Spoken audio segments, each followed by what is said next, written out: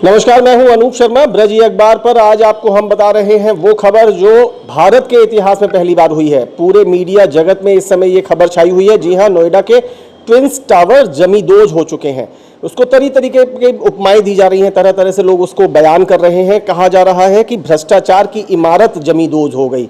कहा जा रहा है कि भ्रष्टाचार रूपी राक्षस जमीन में मिल गया, तहस नहस हो गया। ट्विन टावर्स गिरना वास्तव में भारत के इतिहास में हम सब की जानकारी में अपने तरीके की एक पहली घटना है। इतनी बड़ी, इतनी ऊंची, इतनी विशाल इमारत आज तक कभी भी न्यायालय के आदेश पर इस तरह से धराशायी नहीं की गई। लेकिन भ्रष्टाचार के मामले जब स्थापित हो गए तब कोर्ट ने एक ऐतिहासिक निर्णय दिया कि नोएडा के सुपरटेक बिल्डर्स के ट्विन टावर्स को जमींदोज कर दिया जाए। लगातार तारीखें आगे बढ़ी, कभी तकनीकी वजह से, कभी तैयारियों की वजह से, लेकिन आखिरकार आज रविवार का दिन 28 अगस्त 2022 तब जबकि ट्विन टावर्स जमींदोज हो गए हैं। अभी तक की स्थितियां बहुत संतोषजनक है। किसी भी तरीके की कोई भी अनहोनी की कोई खबर अभी तक नहीं आई है। यहां हमारे साथ बहुत सारे लोग हैं। ये वो लोग हैं जो ट्विन टावर्स के गिरने के बाद अपनी प्रतिक्रिया देना चाहते हैं। इस समय हम मौजूद हैं वृंदावन के बहुत ही खूबसूरत और शानदार बसेरा होटल में। यहाँ हमारे साथ अजय भाई हैं जो इसको पूरा मैनेज करते हैं, उनके स्टाफ के और मेंबर्स हैं। यहाँ बाहर से आए हुए एक गेस्ट भी हैं। मैं सबसे पहले आपका परिचय जान लूँ, जिसके बाद फिर आप आराम से अपने रूम में जाके आप रेस्ट करें। कहाँ से हैं, आपका शुभ नाम क्या है? राकेश गंभीर, रुद्रपुर। अच्छा, रुद्रपुर उत्तराखंड से आए हैं। गंभीर साहब, ट्विन टावर्स गिरने को आप भी देखने के लिए उत्सुक थे। आखिरकार ये गिर गए हैं। कहा जा रहा है कि भ्रष्टाचार के प्रतीक जमीन में गिर गए, धराशायी हो गए। क्या लगता है कि इनको गिरना ही चाहिए था? नहीं, इसकी जगह कोई इसका ऑप्शन और कोई हो सकता था। इस पर कोई गवर्नमेंट अपने कब्जे में लेके इसको किसी और यूज़ में भी ले सकती थी।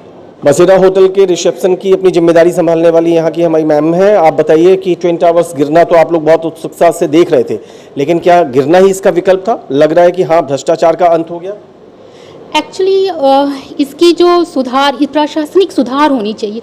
जिस तरह से ये नक्शे पास होते हैं, लेन देन होते हैं इसके बीच में, और उसके बाद ये किसी व्यक्ति के पास जाता है, वहाँ पे उसको गिरा दिया जाता है, किस तरह से उसकी ज़िंदगी जो है गंभीर तरीके से प्रभावित होती है। तो ये नक्शे पास होने वाले जो प्रोसीजर है उसमें सुधार होनी चाहिए। आपको नहीं लगता कि ये एक तरीके से एक हैमर है, एक तरीके से एक हथौड़ा है कि जिन लोगों ने भ्रष्टाचार करके नक्शे पास कराए, देखो हमने पूरा 32 मंजिला कुतुब मीनार से भी ऊंचा टावर गिरा दिया, आखिर इसको नज़रअंदाज क्यों की गई, इस प्रोसीजर को? एक बड़ा सवाल खड़ा कर दिया है कि आखिर ये नज़रअंदाज क्यों किया गया। अजय भाई भी यहाँ पर है। अजय भाई, क्या सोचते हैं?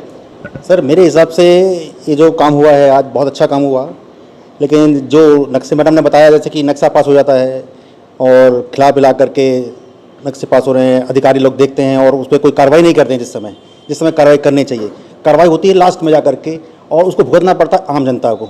आम जनता आज परेशान है। 5000 परिवार जो उस घर में रह रहे थे, उन लोगों को भटकना पड़ रहा है। कहाँ कहाँ पता नहीं जाएंगे वो लोग, कैसे उनको होगा। और सारी जिम्मेदारी में मैक्सिमम जो जिम्मेदारी है वो नेताओं की और जनता की, जो बाद में आती है, नेताओं की और जो अधिकारी हैं विशेष, उन पर विशेष वो कुछ होना चाहिए। मतलब टावर तो गिर गए, इसके बाद भी कुछ होना चाहिए। बिल्कुल होना चाहिए सर। जिन अधिकारियों ने इसको अनदेखा कर दिया और भुगतना पड़ा है जनता को, तो उन अधिकारियों पर जरूर कुछ ना कुछ ऐसा कार्रवाई होनी चाहिए कि मिसाल कायम हो जाए। एक अभी हमारे साथ दो और साथी, इनसे भी बात करेंगे। मैं यहाँ पर आपको दिखा दूं कि हमारे 3 युवा साथी पत्रकार हैं। हमारे साथ जी न्यूज़ के युवा पत्रकार हैं सौरभ शर्मा, यहाँ आशुतोष हैं हमारे युवा साथी वृंदावन के पत्रकार हैं, यहाँ न्यूज़ 11 के बलराम शर्मा हमारे हैं। अभी यहाँ पर कहा जा रहा है सौरभ की टावर गिर गया, लेकिन ये बना क्यों, ऐसी नौबत क्यों आई कि गिराना पड़ा? वहाँ पे पहला एक सवाल आया, फिर दूसरी एक डिमांड आ रही है। लोगों की ये अंदर से भावना है कि टावर गिराया, लेकिन टावर को इस रूप में लाने वाले जो लोग थे, पूरा जो नेटवर्क था, जो नेक्सस था, उन पर कार्रवाई क्यों नहीं? फिर 10 से 11 साल तक सुनवाई हुई, अलग अलग पहलुओं पे, अलग अलग बिंदुओं पे।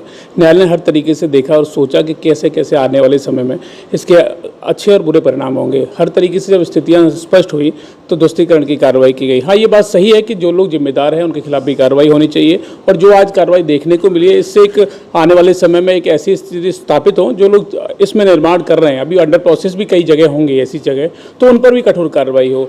रेवेन्यू बोर्ड को मजबूत किया जाए कि आप लोग कैसे काम कर रहे हैं, सिर्फ रजिस्ट्री कराने मात्र से ही आगे की प्रोसेस ना मान ली जाए।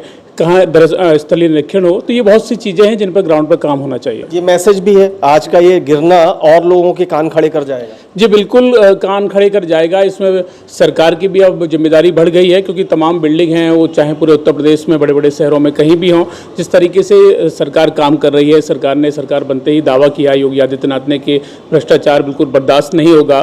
कानून व्यवस्था को लेकर जिस तरीके से आप काम कर रहे हैं, अब जिम्मेदारी आपकी और बढ़ गई है। जब न्यायालय ने आपको आईना दिखाया है, न्यायालय ने एक रास्ता दिखाया कि अब आने वाले समय में सरकार को अपने स्तर पर ये कार्रवाई कर देनी चाहिए थी, न्यायालय तक ये मामला नहीं पहुंचेगा। ये बहुत बड़ी बात कह दी है आशुतोष कि जहां पर जो सरकारी सिस्टम है, अगर वहां गड़बड़ हुई थी तभी तो कोर्ट को फैसला लेना पड़ा, और बहुत से लोगों के गले उतर नहीं रहा। देखिए, ये माननीय न्यायालय का फैसला है और बड़ा फैसला है, एक बड़ी नजीर है, लेकिन लोग इसमें थोड़ा सिंपैथेसाइज होकर के उनका, जैसे कहते हैं लोगों के अपने अपने हृदय, मेरा मन मेरा है, आपका मन आपका है, लोग कह रहे हैं इसका कुछ और यूटिलाइजेशन कर लेते, इतनी बड़ी बिल्डिंग ना गिराते, करोड़ों रुपए में बनी होगी, हजारों करोड़ में, सैकड़ों करोड़ में गिरी है। तो मिली जुली बातें आ रही हैं, क्या सोचते हैं? देखिए, मैं तो पहले ये कहना चाहूँगा, ये सबब है उन लोगों के लिए जो भ्रष्टाचार में लिप्त हैं, चाहे वो अधिकारी हो, चाहे वो प्रशासनिक अधिकारी हो, चाहे ऊपर बैठा हो कोई भी नेता हो। तो ये सबब है उन लोगों के लिए कि हम पेपर पे साइन करने से पहले अब कई बार सोचेंगे कि आगे हो सकता है हम फिर उसी तरह बर्बाद नहीं हो जाए। लगता है सोचेंगे? बिल्कुल सोचेंगे। ये एक बहुत बड़ी सबब है। इतना 30 मंजिला इमारत, और मैं आपको बता दूं कि 2012 से ये मामला चल रहा था, उसके बावजूद इतनी बड़ी बिल्डिंग खड़ी कर देना, मामला चलने के बाद तो आदमी खुद डर जाना चाहिए कि आगे ना जाने क्या होगा क्या नहीं होगा। और 30 मंजिला इमारत आज जो धराशायी हो गई है, तो लेने से पहले अब एक जो परिवार है वो कई बार सोचेगा कि कहीं मैं उस फंदे में नहीं फंस जाऊं जो सुपर टेक में हुआ है। तो ये उन लोगों के लिए भी जागरूकता है, एक तरह से जागरूकता भी है और लोगों के लिए जवाबदेही भी तय हो गई है। बलराम, क्या कहेंगे? सर, मैं इस पे तो सब लोगों ने अपनी टिप्पणी रखी है। मैं वृंदावन की कुछ चुनिंदा मामलों को लेकर के कहना चाहूँगा। जिस तरीके से हमारे वृंदावन में खादर है, उस खादर पे हजारों लोगों के घर बने हुए हैं और वो सारी रजिस्ट्री हुई है, बाकायदा मोहर लगी है कोर्ट की, लोगों ने बेचा भी है, जो बिल्डर हैं उन लोगों ने वहाँ की ज़मीन भी बेची है। अब उन लोगों को बेघर करा जा रहा है। तो पहले ऐसा होता ही क्यों है? क्यों उनकी ज़मीन फाइनल कर दी जाती है, क्यों उनको ज़मीन दे दी जाती है और फिर उनकी जब घर बन जाता है, उनका आशियाना अपना गरीब आदमी बना लेता है। एक छोटा रिक्शा चालक है, वो अपना आशियाना उन्होंने जैसे तैसे करके बनाया होगा, अब उस आशियाने को तोड़ने के आदेश आ जाते हैं। उसमें पूरे में कहीं ना कहीं सर जो अधिकारी जो लिप्त कहीं देखे जाते हैं कि इनकी वजह से ये सारी फाइलें पूरी हो जाती हैं, मोहर लग जाती हैं, रजिस्ट्री हो जाती है, रेवेन्यू डिपार्टमेंट से भी मोहर लग के आ जाती हैं चीज़ें। तो सर ये कहीं ना कहीं गोलमाल तो है, लेकिन अब इस घटना को लेकर के जो आज ये बिल्डिंग ध्वस्त हुई है, इसको लेकर के कहीं ना कहीं अब लोगों में जागरूकता आएगी और देखिए क्या होता है। इधर हमारे एक और साथी है होटल बसेरा से। अच्छा, माइक पे कह रहे हैं कि मैं शायद असहज हूँ बोलने के लिए, लेकिन अभी आप क्या कह रहे थे? रजिस्ट्री होनी नहीं चाहिए। रजिस्ट्री होनी ही नहीं चाहिए। आम जनता को पता ही नहीं है वैध है कि अवैध है। रजिस्ट्री होने का मतलब समझता है कि लीगल हो गया सब कुछ, और वो कभी जैसे जमीन गिर गई, आज पूरी बिल्डिंग गिर गई, ऐसा होगा नहीं। लेकिन आप देखिए, रजिस्ट्री कराने के बाद भी आदमी सुरक्षित नहीं है, अनजान। जल्दी से। वृंदावन में भी ऐसे कई मामले हम लोगों के संज्ञान में आते हैं, क्योंकि हम लोग स्थानीय पत्रकार हैं। तो एक एक जमीन को 3-3 लोगों को बेच दिया जाता है। तो इस मामले पे सरकार को गंभीर होना चाहिए कि ऐसा नहीं हो, क्योंकि मथुरा में कहीं ना कहीं, मथुरा में भी जो भ्रष्टाचार की हम बात वहाँ कर रहे हैं वो आज यहाँ भी मौजूद है। बात ट्विन टावर से शुरू हो रही है और कहाँ तक जा रही है, क्योंकि सारी चीज़ों की जड़ जो है ना वो भ्रष्टाचार है। एक अकेला शब्द बहुत ज़्यादा व्यापक है, इसकी जड़ें बहुत गहरी हैं और इस गहरी जड़ों के ऊपर न जाने कितनी इमारतें, चाहे वो 32 मंजिला ट्विन टावर हो या फिर जैसे बलराम और आशुतोष ने कहा कि यमुना जी के किनारों पर बसे हुए छप्परधारी एक घर, चाहे वो 1 मंजिला भी पूरे ना हो, जिनमें आपकी गर्दन भी सीधी शायद ना हो पाती हो, चाहे वो क्यों ना हो, हर जगह भ्रष्टाचार ही इन वैसे मामलों का जनक है। लेकिन इस बात से इनकार नहीं किया जा सकता कि भारत की सक्षम न्यायपालिका ने वास्तव में एक ऐतिहासिक फैसला दिया।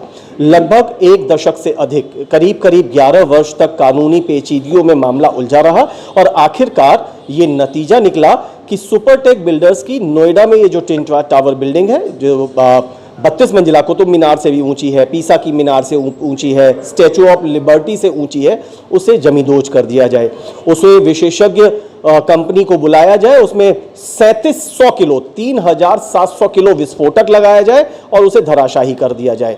ये एक एग्जाम्पल है जो भारत देश से निकला है। हम ये मानते हैं, हम ये उम्मीद करते हैं कि आज का ये उदाहरण, आज मलबे का ये बड़ा गुबार, आज हजारों लाखों टन नीचे सिर झुका करके गिरने वाला मलबा शायद पूरे देश में एक संदेश देगा और भविष्य में इस प्रकार के भ्रष्टाचार हमें देखने को नहीं मिलेंगे। अगर भ्रष्टाचार होंगे तो शायद फिर उन्हें इसी तरह से हजारों फीट की ऊंचाई से, आसमान गगनचुंबी ऊंचाई से सिर झुकाकर नीचे गिरना ही पड़ेगा। हालांकि इस बीच में एक बात लोगों की जरूर आई, लोगों ने कहा, हो सकता है कि शायद इस संबंध में कोई प्रावधान न हो, लेकिन बहुत से लोगों ने कहा, उनका मन में कहीं कसक आई कि हजारों करोड़ में ये बनी थी, सैकड़ों करोड़ गिराने में लगे, इसका कोई सदुपयोग ही कर लेते, बिल्डर को दंड मिल जाता, अन्य जो लोग हैं उन्हें दंड मिल जाता, लेकिन इसे अनाथालय में तब्दील कर दिया जाता, इन्हें किसी सरकारी इमारतों का रूप दे दिया जाता, इन्हें विद्यालयों को रूप दे दिया जाता। लेकिन संभवतः ऐसा हो सकता था, मगर शायद कहीं ना कहीं जरूर ऐसा होगा कि इसके प्रावधान न हो। इसके बीच में एक बड़ी मांग चल रही है और हम उम्मीद करते हैं कि वो मांग जरूर अभी सक्षम लोगों के कानों तक पहुंचेगी कि ये ट्विन टावर तो धराशायी हो गए, लेकिन इस ट्विन टावर को आकार देने में मदद करने वाला भ्रष्टाचार का जो नेक्सस था, उनके यहां पर ईडी, सीबीआई, आईटी और बुलडोजर आखिर कब पहुंचेगा, वो जरूर पहुंचे। ये थी हमारी ट्विन टावर्स को गिरने के बाद वृंदावन के होटल बसेरा से लोगों की खास बातचीत, जिसमें सभी के अपने अपने मत आए। मुझे मेरे साथी सुनील शुक्ला के साथ इजाजत दीजिए। बहुत बहुत शुक्रिया। नमस्कार।